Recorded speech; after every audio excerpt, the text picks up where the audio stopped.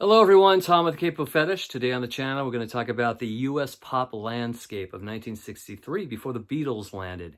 So when we talk about the 60s in terms of music, it's kind of like 3 decades in one, right? You have the early 60s, mid and late, all completely different. Early 60s are still kind of like leftover from the late 50s. You have very bland pop vocals like Bobby Vinton or Frankie Avalon, very little rock and roll. By 64 with the British invasion, you got Motown as well, and you've got Stax, and you got the beginnings of folk rock.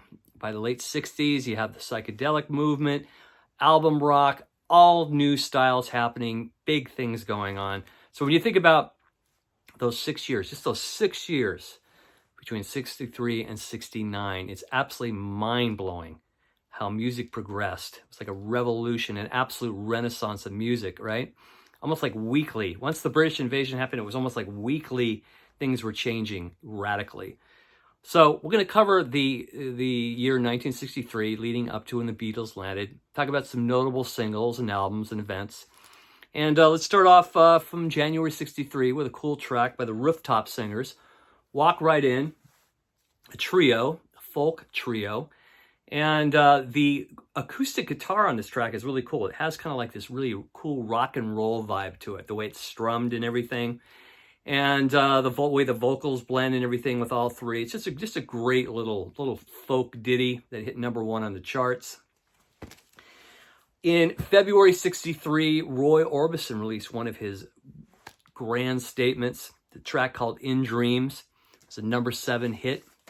And it's notable for being in the film The Blue Velvet from 1986. The scene where Dennis Hopper wants to take the main character for a joyride. Very sinister character that he's playing.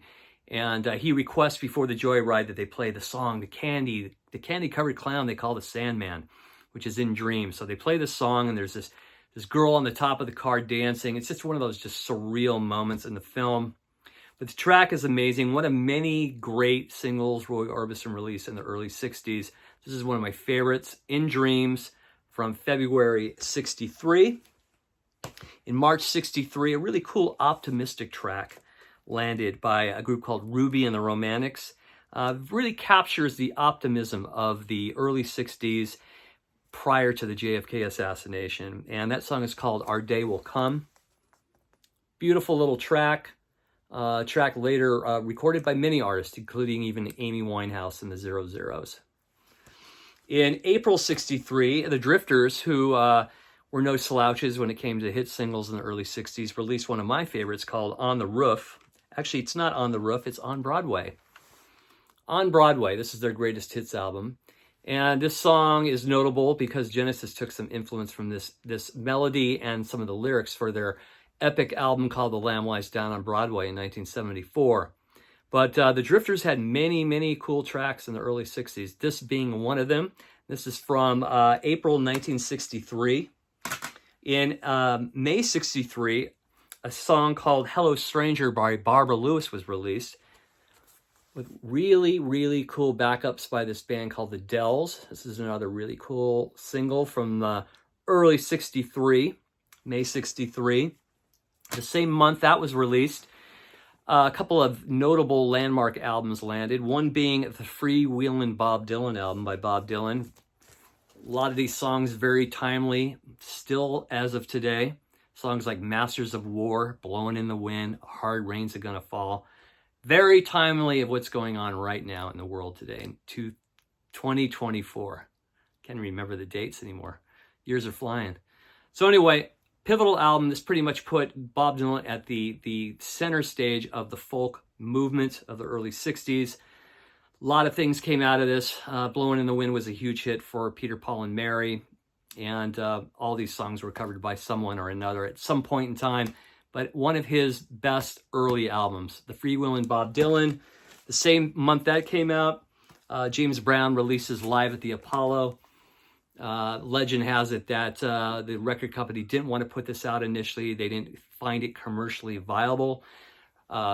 James Brown said, nope, I'm going to finance this record. And it was a huge hit #2. And this album showcases James Brown at his absolute early live peak.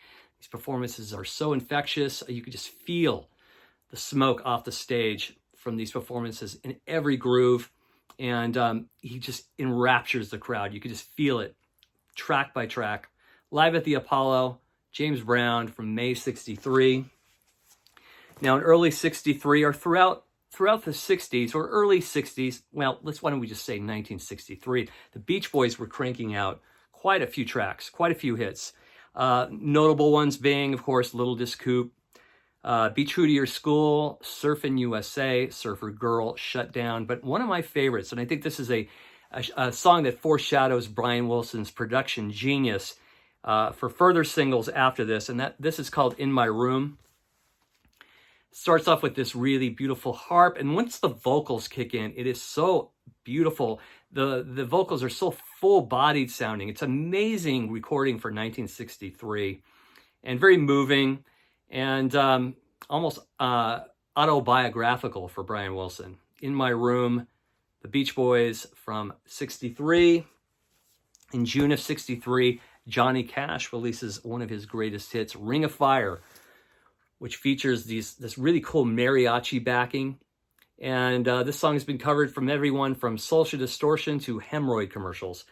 So it's really had a long, long history, this song. Ring of Fire by Johnny Cash, June 63. Now, the month that Martin Luther King gave his I Have a Dream speech, Martha Reeve and the Vandellas cranked out this amazing hit, one of the great early Motown hits, Heat Wave. Those great passionate vocals from Martha Reeves and that great backup beat and instrumentation. Just one of those just landmark recordings from the early 60s. And this is, before the Supremes became huge, the Four Tops, the Temptations. Martha Reeves and the Vandellas were sort of the stars at this point on the Motown label. So Heat Wave from August 63. And in contrast to Heat Wave, you had songs like this, Blue Velvet by Bobby Vinton. Completely different, just more on that early 60s vibe of just very bland, pop vocals. But I got to say, it really fit well in the opening credits to the movie Blue Velvet. This is a radio station copy, white copy I picked up years ago at Amoeba. I had to have it. So another hit from August 1963. September 63, also the Ronettes' Be My Baby came out, another song that really influenced Brian Wilson and his Phil Spector production techniques. Real landmark song. I don't have a copy of it to showcase, but nevertheless, great track. And then in September 63, Ray Charles released the song Busted. And he had several cool tracks in 63, another one called That Lucky Old Son. This is a compilation. It came out in the 90s, the Ray Charles compilation, or Ray Charles anthology. And then let's talk about the top 5 songs that were on Billboard the day JFK was assassinated, all right? So number 5 that day was The Impressions, That's All Right, or It's All Right. Great early track written by Curtis Mayfield. And just a very uplifting track, very timeless, great track. Number 4 on that day was a very, very kitschy kind of, what would you say, kind of a novelty song, Sugar Shack. Number 3 that day was a song, I always feel that there's this really cool vibe about this track. I don't know what it is about it. It's like borderline eerie in some weird kind of Twilight Zone way. And I'm talking about Deep Purple from Nino Tempo and April Stevens. Love this track. Another song covered by many in the future. Number 2 that day was a song called Washington Square by the Village Stompers. An instrumental, heavy on the banjo. See, back then, anything could be a top 5 hit. Even a song like this, right? Village Stompers, Washington Square.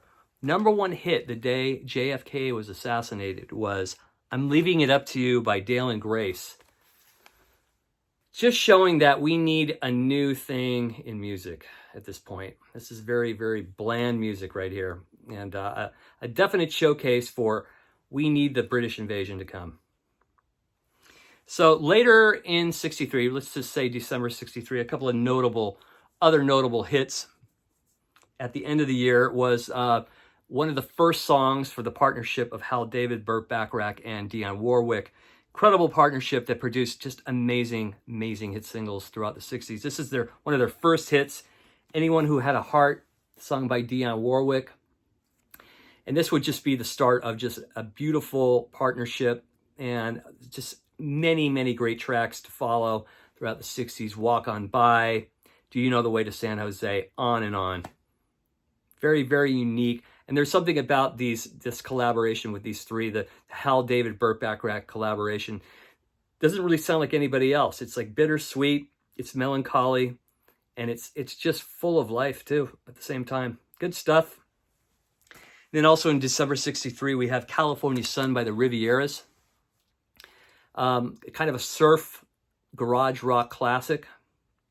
So moving to January 64, Bobby Vinton gets back to the #1 spot with a song called There, I've Said It Again. It was on the charts for 3 weeks. The Beatles' I Want to Hold Your Hand in mid-January landed in the charts around number 56, I believe. And by February 1st, 64, this knocked Bobby Vinton off the charts. Started a completely new era of music. This is kind of like the big bang of music right here, this track. And this album for us in the US, Meet the Beatles. This is pretty much the big bang that started it all and exploded. All those fragments started thousands of great bands, all the diversity, all the amazing different genres of music. So many people influenced by this act and influenced in so many different ways. They were like writing their own music, playing their own instruments. A whole new era was born. Our hearts were changed, our minds were changed, and our ears as well. So that's it, folks, for today. Hope you enjoyed today's video. Thank you so much for watching. If you haven't done so already, just please press that subscribe button. We'll see you soon. Talk to you later. Bye-bye.